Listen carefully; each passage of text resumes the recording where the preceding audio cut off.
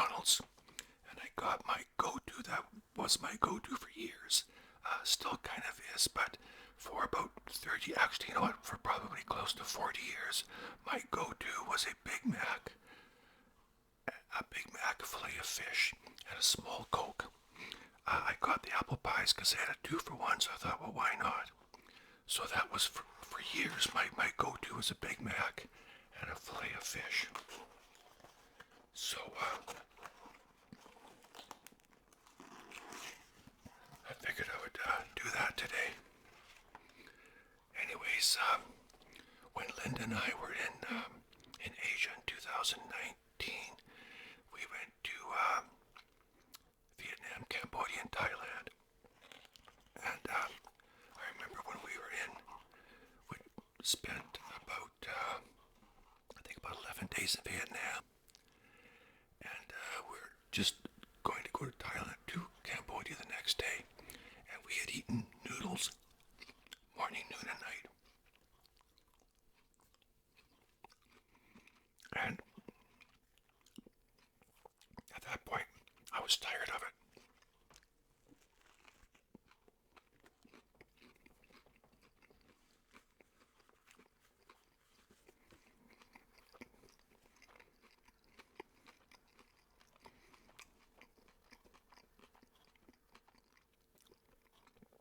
But anyway, we'd been there, like I said, for about 11 nights. And there was a park close to our hotel. And on the other side of the park was McDonald's. And when you got close to that park, you could smell the McDonald's. And it smelled so good. And, oh my gosh. Like I said, I was just tired of eating noodles and stuff. Morning, noon, and night, the same thing. And so, we decided we're going to go to that McDonald's.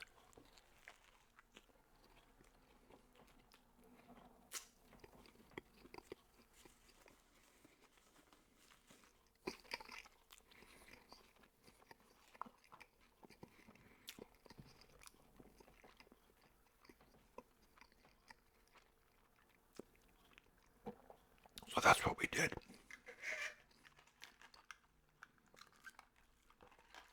And this was in January of 2019. And it was just like July or August here. Beautiful.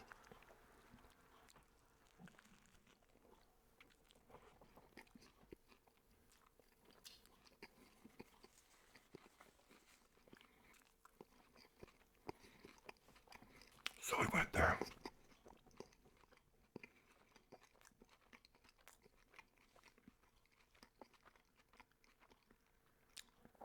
It was at nighttime. Not very busy. So we went in and we ordered what we wanted. I had a Big Mac, a filet of fish, and a small Coke. And Linda had, I know she had some fries. I can't remember what else she had. But it's basically, when you work it out, it's about the same price as it is here anywhere else. And so the young fella, he took my order. And so they said, we'll bring it out to you. So, okay. So we went outside and sat on these picnic benches. And they brought it out. And I could smell the whole time. And bear in mind, I was just craving something besides noodles and pork and chicken and more noodles and all that. Don't get me wrong, the food in Vietnam was absolutely superb, but, 3 times a day and you get tired of the same thing. So I couldn't wait to sink my teeth into a Big Mac.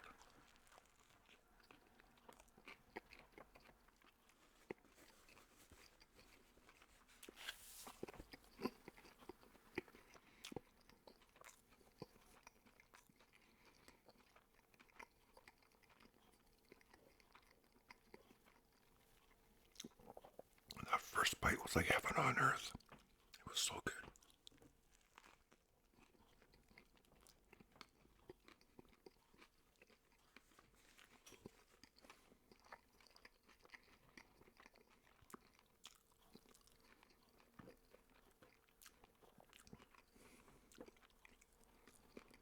It tasted the same as it does here. I've had Big Mac, they all taste the same.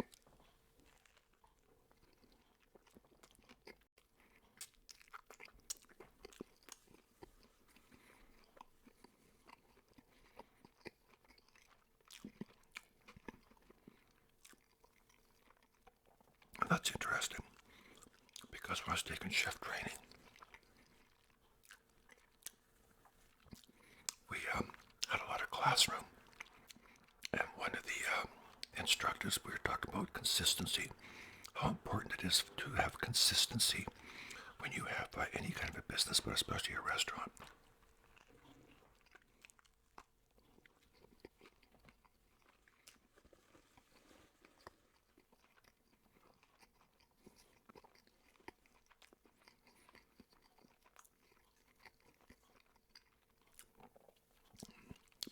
Two things that are very important in a restaurant is portion control and consistency.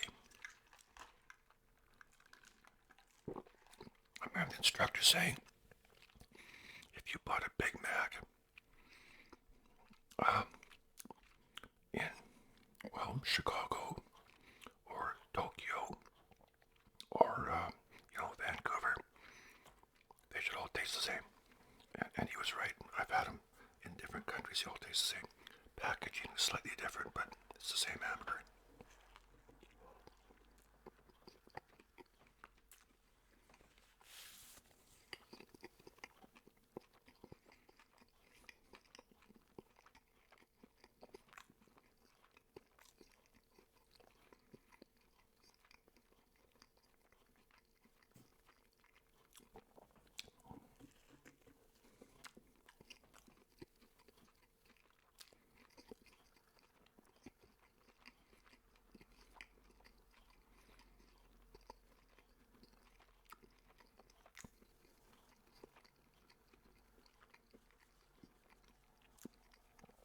I remember after we went to that restaurant in Vietnam, it was Ho Chi Minh City, formerly known as Saigon. And I remember telling one of the guys in our tour group, his name was Greg, and he said that he'd been to McDonald's 4 times already.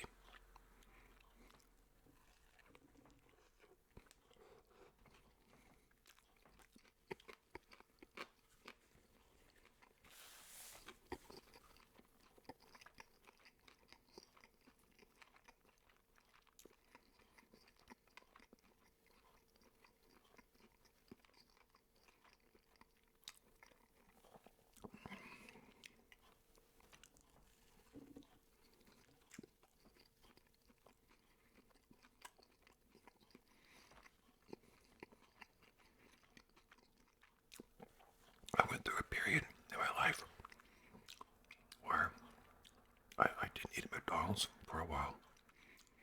I'm not sure why. I think I kept hearing the message that it wasn't healthy and blah, blah, blah.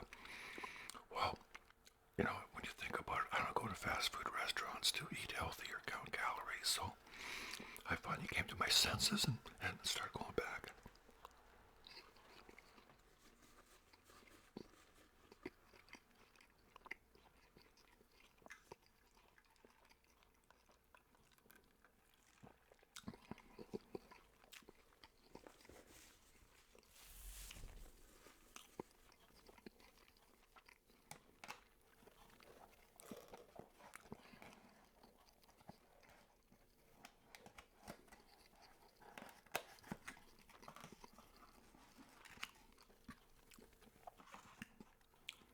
Good old fillet of fish. Yeah, fillet of fish.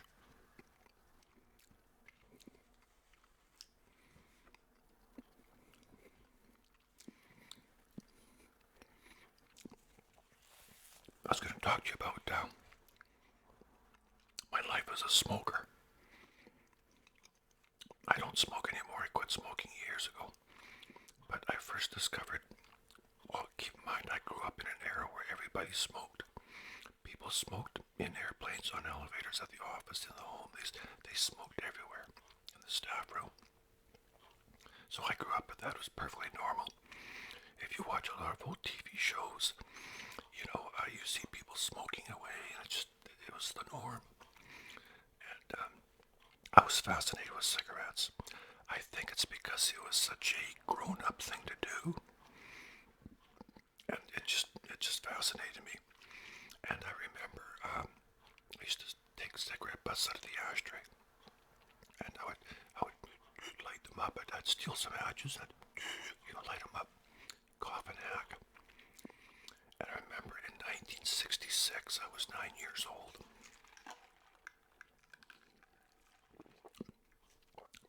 My mom and dad went to Europe. My brother was stationed in the Air Force over there. He was quite a bit older than me. And he was stationed in Baden-Baden, Germany. And they went to visit him. And they left my sister and I on a farm with some people that my dad knew. It was in the same area where I spent the first 5 years of my life. It was a town called Coronach. Coronach. Something like Coronach. Everyone just says Coronach. Very close to the American border, within a stone's throw of the Montana border, within 10 miles. Anyways, my sister was 3 years older than me. We went to stay there for about 2 weeks while my parents were gone. And it was a man and a woman that my parents knew. My dad had known them quite a bit because he used to work for the Farmers Union, and he did a lot of, he was on the road a lot, going around recruiting members and talking to members and whatever he did, I'm not sure, but he got to know them, and they never had kids, so they let us stay there with them for 2 weeks.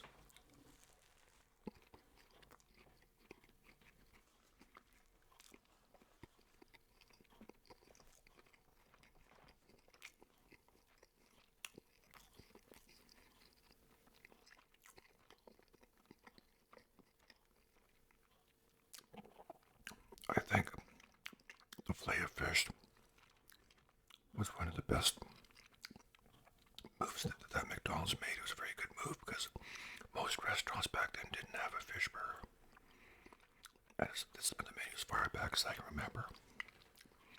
First time I ate at McDonald's was probably about 1970 or maybe in the late 60s, I think. Yeah, probably late 60s. And it was on the menu then.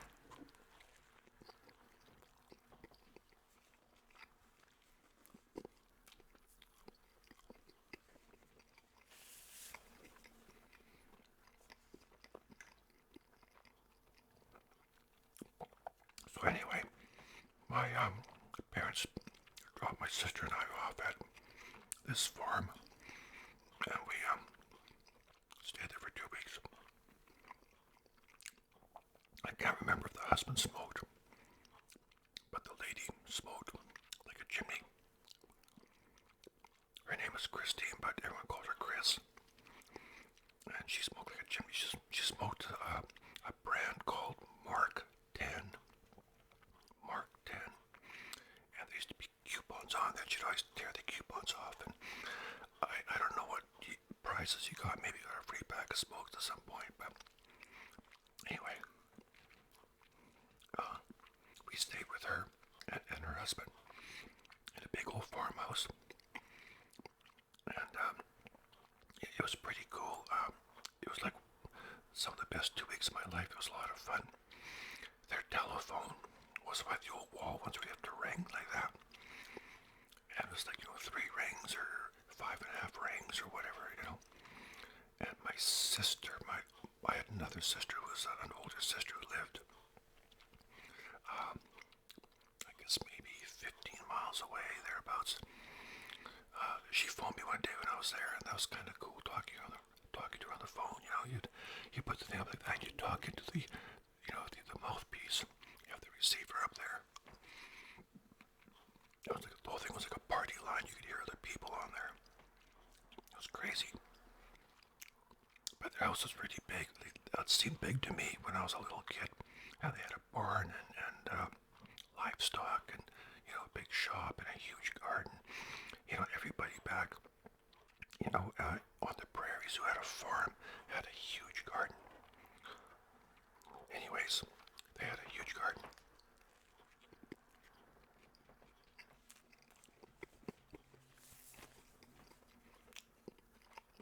But Chris, the mother, or the woman, Chris, the woman of the house, like I said, she was a smoker.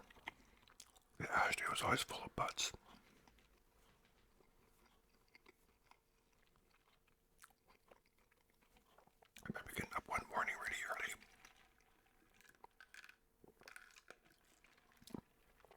sleeping. And I took a couple of cigarette butts out. And I went outside. They were kind of, twisted, so I sort of straightened them out. I snuck some matches and I lit them out like that, right? And at that point, I was 9 years old, and I know I'd been doing it for a while. I think I'd been doing it. I know that wasn't my first time, because I know I'd been doing that for a while, so I probably started that earlier that year, maybe. Or the year before, I can't remember, but definitely earlier that year. That was not my first rodeo when I was, taking those cigarette butts. And so I remember doing that, and I remember that fascination with cigarettes at a very early age.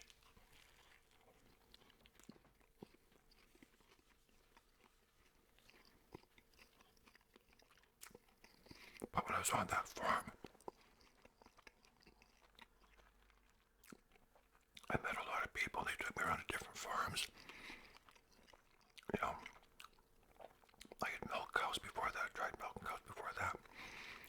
But I got to milk some more cows. I stayed at some different farms and rode horses, and got to feed a lot of pigs and stuff, and just learn about farm life, and it was so cool. I spent a lot of time at farms as a kid, which is very nice. Riding in the big combines and all that. Yeah, they had this thing called a stone boat. They'd pull it behind a tractor. It was just a big flat. It didn't have wheels on it. Just like this big flatbed type thing. I'm guessing probably I don't know, 12 by 12 or something. And you'd walk along behind that thing, and the tractor would drag it along. And you'd pick all the rocks out of the field and put it on there, and then haul them away to the rock pile. Because every year they have to do that because the frost keeps turning up the rocks, right? Used to be an old saying that people grew rocks like potatoes.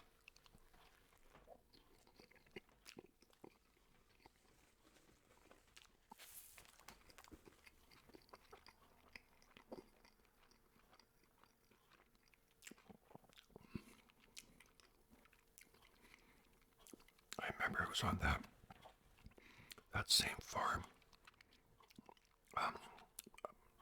Like I said, everybody was really good to me there. And there's a few older guys that take me out in the pickup truck, and we go check on the cattle and stuff like that. The one guy was a teenager. He was a typical teenager. Always had the radio on. And he was saying, have you heard of this new band? They're called the Kinks. Yeah, he thought they were really good, the Kinks. That was a long time ago, but anyways. So, after my parents came back from Europe, of course, we went back to Saskatoon and just got back to our normal life. But my friend Rich and I, we were always stealing cigarette butts and playing with them.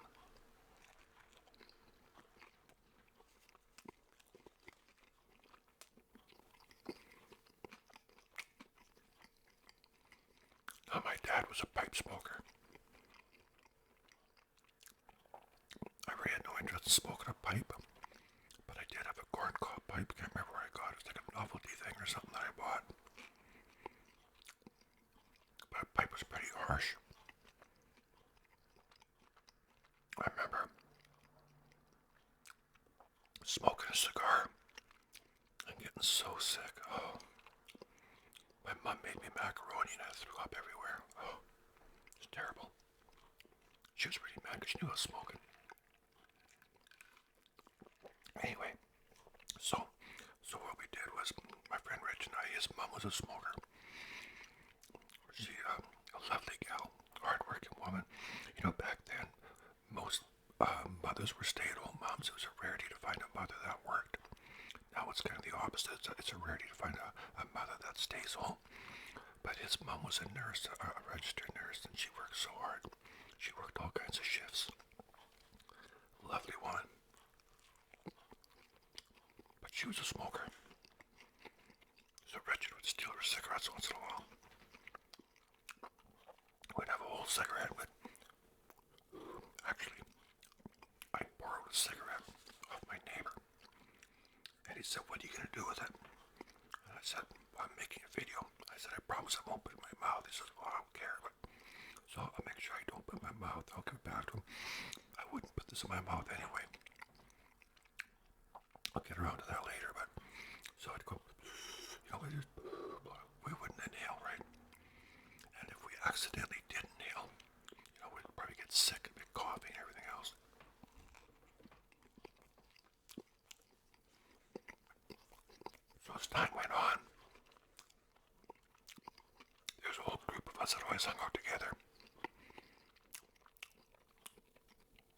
And we're all experimenting with cigarettes.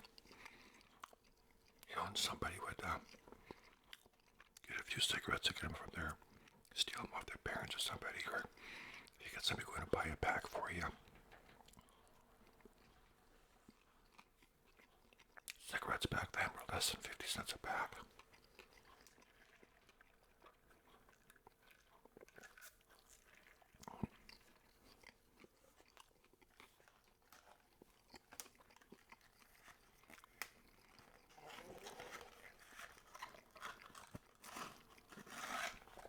So anyway,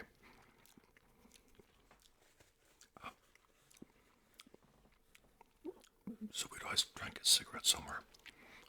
And I kind of lost my train of thought there. But, oh yeah, so anyways, we were already into smoking, and it became kind of a contest as to who could inhale, And so somebody would take a drag, they go, and they'd inhale a little bit. And then it was getting to the point where who could hold it in longer, and then how many drags could you take off a cigarette and inhale? Because like I said, back then we were just smoking and blowing it up. We weren't inhaling, right? We just like, but we'd hold it like that, always hold it. We'd talk like that, and drink our pop and stand around, we really thought we were grown-ups, right? And so we did that, and I remember my friend Rich saying, I inhaled 3 drags off this cigarette, so it was getting to the point where, we were starting to inhale a little bit. Well, before I knew it, we were all inhaling the whole thing. That minute we were starting to get hooked on cigarettes like all of us were. It was crazy.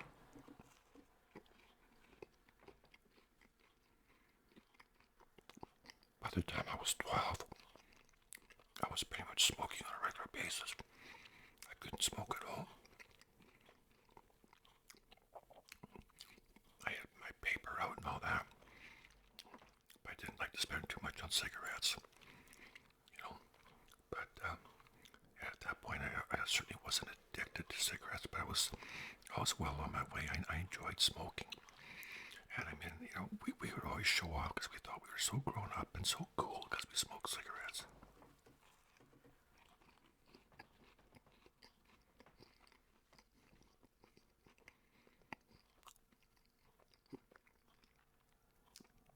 As time went on, I got older, and I was just smoking more and more.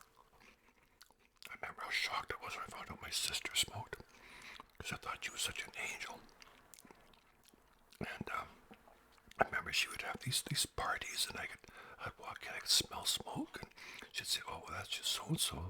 He smokes, but he just left," and all that, and this kind of crap, right? But it was pretty. I mean, I suspected she smoked, but I didn't know for sure. So, anyways, one day she opened her purse and showed me a pack of smokes. I couldn't believe it because I always thought she was such an angel and such a goody two shoes, right?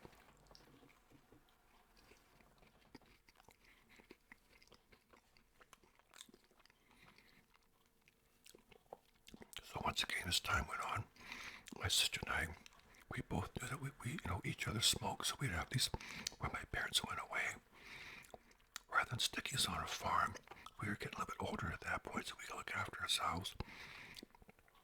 Because, when I was 12, my sister was, 15, and so my parents would leave us alone for a couple of days, and, we would just have a big party. We'd have all our friends over, and, it was just crazy. Everybody smoking cigarettes, and, some you might have a case of beer, but it was just all these people in there just doing their thing. We had some of the greatest parties ever. I remember this was in 1969. I remember that very well. That was a very good year. We had a lot of fun back then because my parents went away a lot that summer. And the day they were supposed to come home that morning, my sister and I would open all the windows, all the doors, and we would just clean up the house. And my parents would come home and they'd go, "Oh, wow, house looks nice." They had no idea.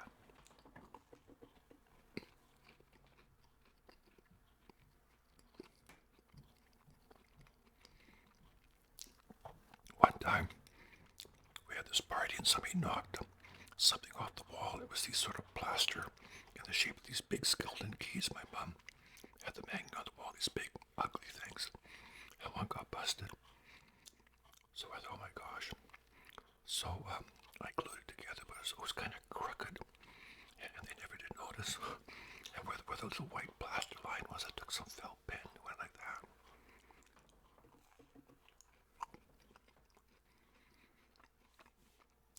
But my parents bought a corner store. And they had me working there a lot. I remember when I was 15, my dad and I were driving to the store because I was going to work there. And he knew I smoked. And so he takes those pack of cigarettes and he offers me a smoke. And so I thought, well, was this a trap? I thought, well, I'll take it. So I took it. And I lit up. And he says, I wasn't sure what you were going to do. And that was the first time I smoked in front of my dad. And from then on, it wasn't long. I just smoked at home. I was smoking at home by the time I was 15. And I always kind of felt sorry for my mom. She never smoked, but everybody did. My dad smoked cigarettes, a pipe. I smoked, my sister smoked, my brother, everybody that came there smoked. There'd be a big cloud of smoke. And my mom never smoked. She's going to be 97 in May. How she made it this far without getting lung cancer is astonishing. But I remember our chandelier years ago back in the 70s, I think it was early 80s, my parents took it down to clean it. And it was all yellow. It was just terrible.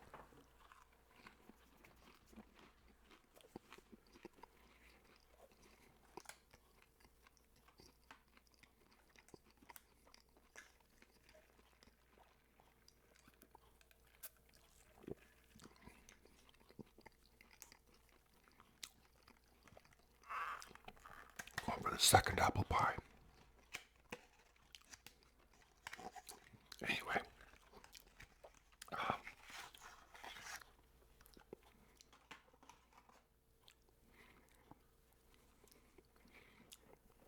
so at that point, like I said, my mom had to put up with all this smoke and everything. And I remember my brother, he passed away in 2018, but I went to visit him. He had a condo, and I remember going to visit him, and the walls and the ceiling and everything were just yellow because he had some health issues. He had some alcohol issues for years, and he became kind of like a shut-in because he had his leg amputated back in 2009 because he had diabetes. Didn't look after himself, so he became kind of like a shut-in, kind of reclusive.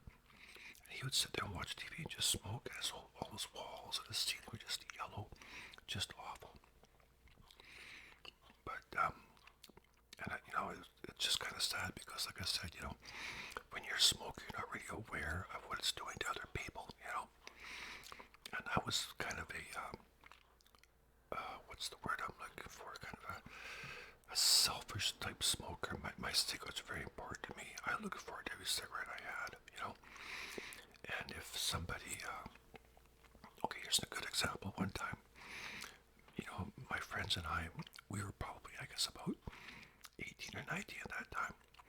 And everybody smoked, and this one guy named Robin, he didn't smoke. And he had a really nice pickup truck. It was really nice and neat and tidy. And so me and Robin and another friend, I can't remember who it was, we're all driving along. And I pulled out my cigarettes. I was going to light up. He says, oh, actually, would you mind not smoking in here? And, well, excuse me. I said, really? I was kind of shocked that he would say that. And he said, if you want to smoke, you have to go sit in the back. And I said, okay, excuse me. I said, okay, pull over. So he kind of looks at me like kind of surprised, and he pulls over. I went and got the bag and smoked back there. But, I think how rude was I, to do that. But I love my cigarettes so much, and I was very, like I said, selfish about it, I just thought, well, my cigarettes that's my habit, whatever.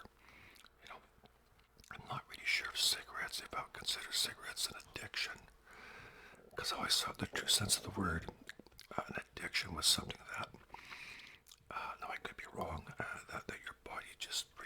do without going into distress or even death. For me, I never really experienced that, but believe me, I look forward to every cigarette I had, and I got real miserable if I couldn't have one. And if there was some place, like some kind of a get-together where you weren't allowed to smoke, I just simply wouldn't go, you know. I was quite ignorant that way. But, no, I love my cigarettes very much. I tried to quit many times. I quit. There was 2 times I quit. Well, I mean, I quit 100 times, you know, for the last 2 or 3 days, you know, and I'd be back at it. Because when I quit, it was like somebody cut off one of my limbs, you know. They may as well chopped off my arm, because that's the way it felt, like a piece of me was missing. And I just had to have my cigarettes, so the longest I ever quit, except for the last time, was, and I still remember the date, September 20th, 1978. I quit for 6 months.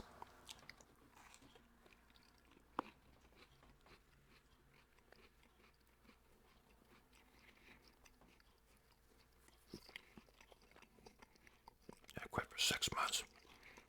Started dating this girl, and she smoked.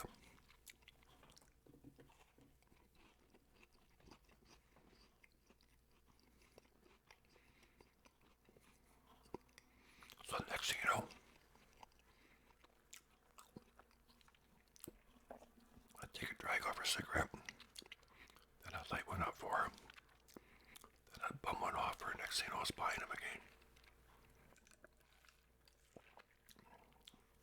I can't believe how foolish I was, because after 6 months I had a beat. I couldn't believe I went back to it. I couldn't believe it. But it's so weird, because I quit many times after that, and I quit again. The last time I quit was March 14th, 1987.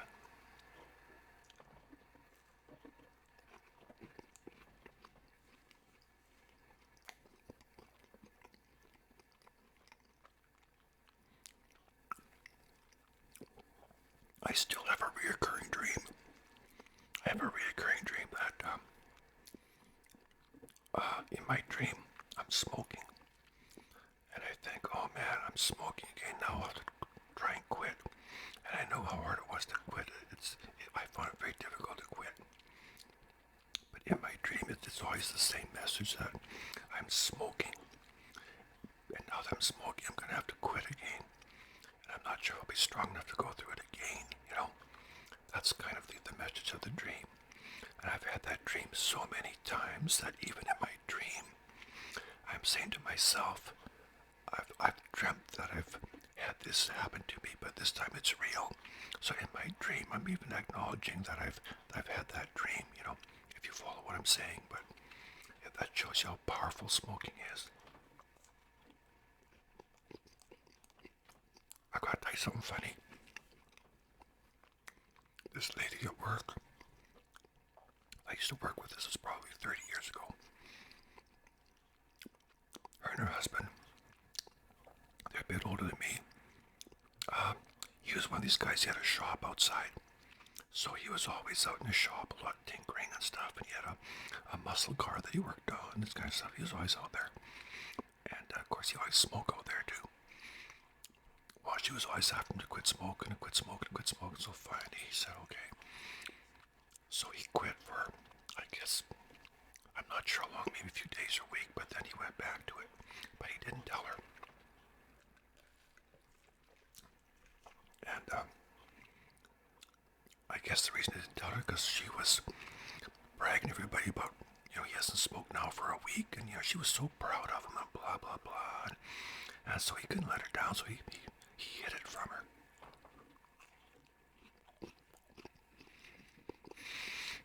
And of course, the only place he'd smoke be out in his garage.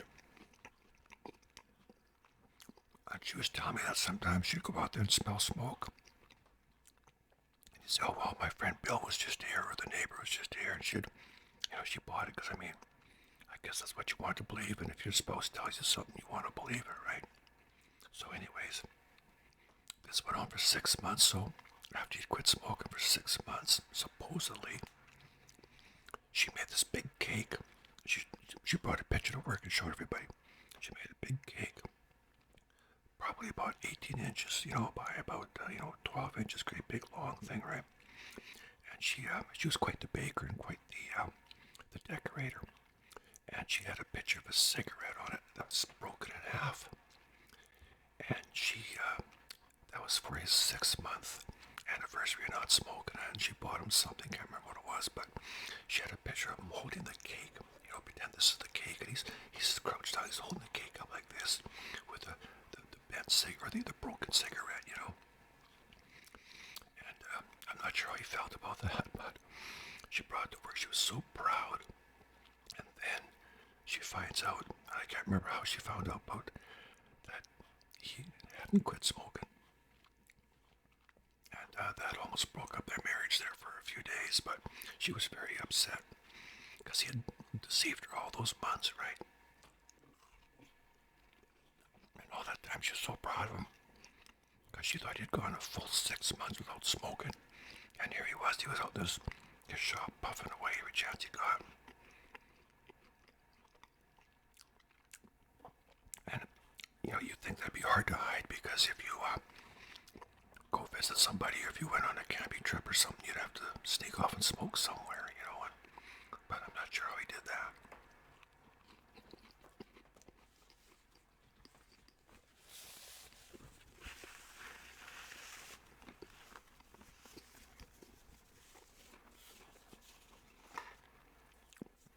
But anyway, I thought that was interesting.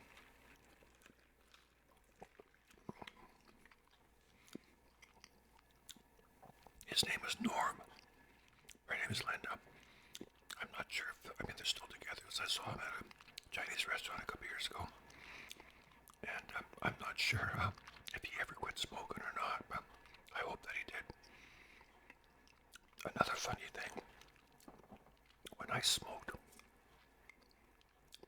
I always smoked like that,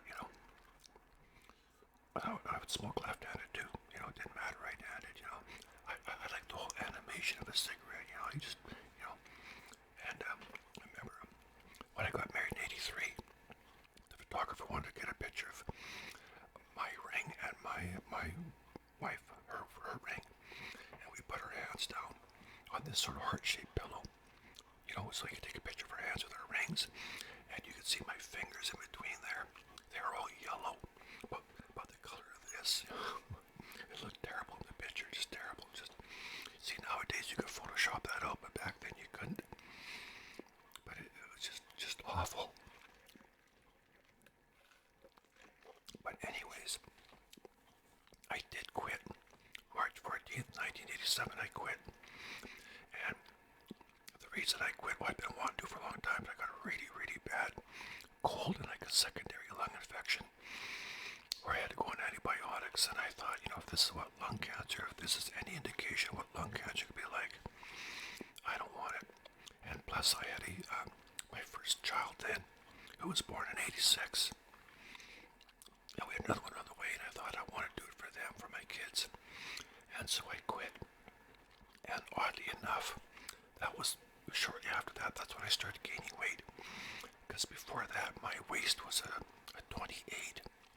I'm now a 34. I'm certainly not obese, but, I went from being a bone rack to gaining weight. And it was funny because it was such a novelty to gain weight that I didn't think nothing of it. I just thought it was a joke, so I didn't worry about it. Because I thought, well, all these years I was so thin, and to gain weight, well, like I said, it was almost like a joke. I couldn't believe I was gaining weight. But I remember a few months after I quit smoking, I ran into my old boss. I was sitting in the car in a parking lot. He comes out, and all he could see was my face. He couldn't see the rest of me. He goes, "Oh man, you've really gotten fat." He could tell just by looking at my face. Well, I hadn't really gotten fat, but I'd certainly gained weight. I used to have cheekbones and whatever, but like I said, I was 153, I think, when I quit smoking, something like that.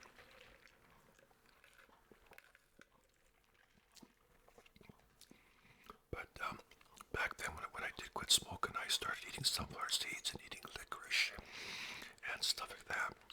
And I think it must change your metabolism because I don't recall eating anymore or any more often except for the sunflower seeds and stuff like that and licorice. But man, within 2 months I put on weight. I couldn't believe it, and everybody noticed, and of course I did too. It was weird. Because for all the years I was a smoker, I could eat anything at any time of day. I could eat a big buffet before bedtime, wake up and not be any heavier. But it was just kind of weird, you know. But you know, the habit of smoking is so intense that even after I quit smoking for weeks, right after dinner, or a lot of other times, but usually right after dinner, I would go like this. My right hand would go for my right pocket, and my left hand would go for my top pocket, my shirt pocket, because I kept my smokes here, and I kept my big lighter in my right pocket. So right after I pushed my plate away, I'd go like this. I'd reach for my smokes and my lighter. It was just such a habit of doing that, you know. I did that for the longest time, and it was so weird not to smoke. And I remember I had this friend, Brett. He passed away too, unfortunately. He was a good guy. I loved him dearly, but he used to give me a hard time. He'd go like this, because he was still a smoker. He never did quit, so he'd take a drag, and he'd say, "So, how's the quitting smoking coming?" He'd go, poof, he'd blow it right in my face, right? You know, and, you know, I don't know if he seriously wanted me to smoke, or if he was a little bit envious, or just teasing me. I'm not sure, but I took it all in stride. I gotta be honest, after a while, the smoke started to smell terrible. It really did. Have I any desire to go back to smoking? Never. They say once a smoker, always a smoker. That may be true, but I would never go back to it. I've never had a desire to go back to it. Like I said, I quit in '87, so, and you know what I would do is, on the anniversary of my smoking, I would treat myself to something. The first year after I quit smoking, I think I bought myself a nice leather jacket or something, and I would give myself these little rewards. And I remember in '87, this girlfriend and I went to New York, did a trip to New York. I guess I'd quit 87, 97, 2007, yeah. I'd quit for 25 years at that point. So we did a trip to New York to celebrate that. And, it wasn't just for that, but that's kind of what I told myself, you know. And then every year I would still buy myself like a nice pair of Ray-Ban sunglasses or something, you know, just to remind myself that, you know, I've not only saved a lot of money, I've saved my health as well. It's nice to motivate yourself with these incentives, you know. There's nothing wrong with that. But, yeah, smoking is tough. It's tough to quit. And, you know, it just breaks my heart when I see a lot of young people. You know, like, I'm not sure if the vaping thing is any better. Both my sons, they vape. You know, they're always vaping away. Linda has this little marijuana thing she uses, kind of like I'm not sure what you call it, but it's I'm not sure what's called. I forget what's called, but some little gizmo that she uses. But you know, when I see these young people, whether they're vaping or smoking cigarettes, it breaks my heart because I know how addictive it is, or how habit forming it is, whatever the word is you want to use. And I know how tough it is to quit, and I know how damaging it is to your health, and how much you can shorten your lifespan. And you know, but you know, it's when you're young like that, that's what you do. I was the same way. I mean, when I was a kid, I was stealing cigarettes, butts out of ashtrays, you know, because I wanted to be grown up. And you know, when I see young people, I see them at the bus stop or something, and they're puffing away, and I just wish I could make them see how damaging it is. But you know, I guess we all have to learn, and we all have our own life choices, you know. But would I have listened to anybody? Nah, probably not. They put cigarette warnings on cigarette packages. That didn't deter me. You know, we used to watch films in school about the hazards of smoking. We thought it was a joke. So would I have listened to anybody back then? No, I doubt it very much, you know, because I know I didn't. is a very powerful thing. Once you get hooked on smoking, it's tough to get away from it. And, I find it kind of weird. I know a lady that I used to work with. She's retired too. Just an absolute saint of a woman. And she told me that she keeps a pack of cigarettes in her purse. And the only time she smokes is when she goes out to the bar and goes drinking.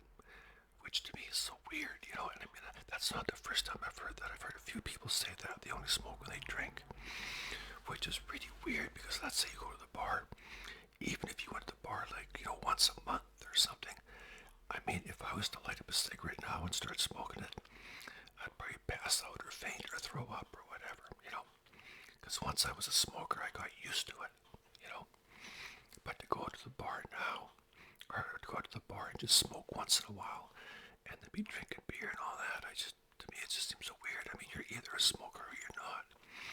But that was her thing. She kept a pack of smokes in her purse, and the only time she smoked was when she went out to the bar,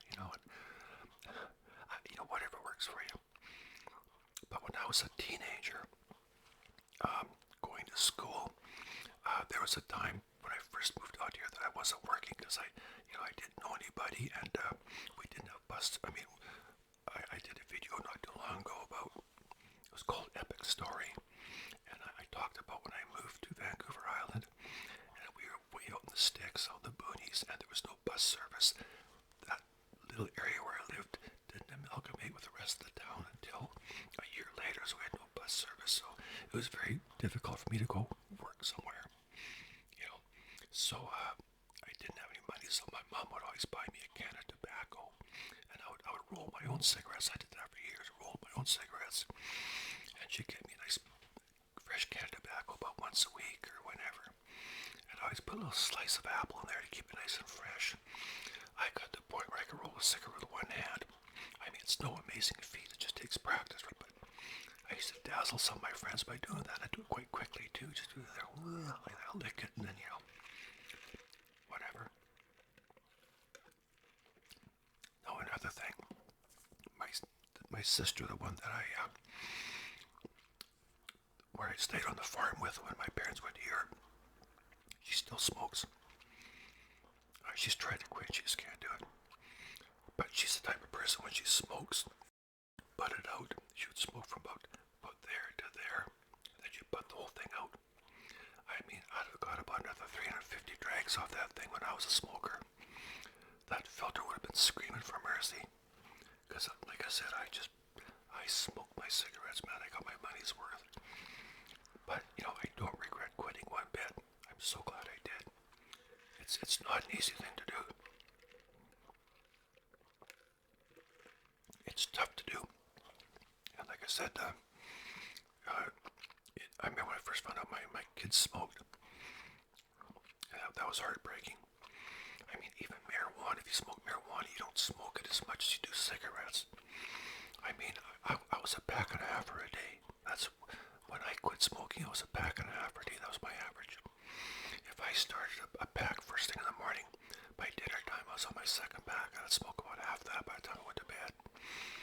As for marijuana, I didn't smoke that many joints in a day. I mean, whatever. So the cigarettes were just more consistent, But I think by now my lungs must be nice and pink. At least I hope so, because I haven't smoked since '87. And so last year, that was in 2022, that was 35 years.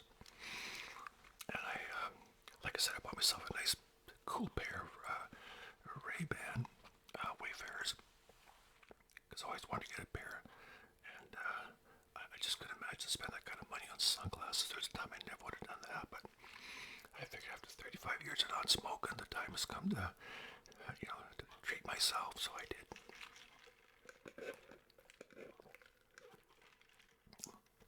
Yeah, but I think the best rule of thumb is to never start smoking in the first place, because there's nothing glamorous about it, I think, I mean, when you're a kid, you think it looks cool and all that, right? But there's nothing cool about it. I'll have to give that back to my neighbor. You can be my witness, I never put it in my mouth. But anyways, I'm not even sure what kind that is.